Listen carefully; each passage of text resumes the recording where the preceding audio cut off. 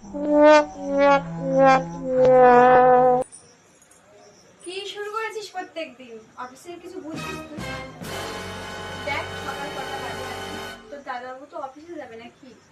আর এত নির্বিশেষ করে কাজ করছিস, প্রত্যেকদিন এত লেট করছিস, কি ব্যাপার কি তোর? হ্যাঁ, তোমার বাড়ি আগে কাজ করতে পারবো, টাকাটা বেশি ফেলো, খালি তোমার বাইরেই আগে সার্ভিসটা দেবো, ঠিক আছে? মানে দেখো মালকিন, তোমাকে আমি তাহলে বুঝিয়ে বলি ব্যাপারটা।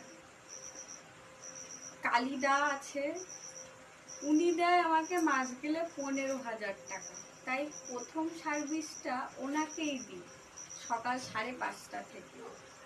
তারপরে ওই যে দাসবাবু আছে না, উনি দেয় 13,000 টাকা, ওনাকে দ্বিতীয় সার্ভিসটা দিই। তারপরে ওইদিকে যে ওই গোপালবাবু আছে, উনি দেয় 12,000 টাকা, তৃতীয় সার্ভিসটা ওনাকে দিই।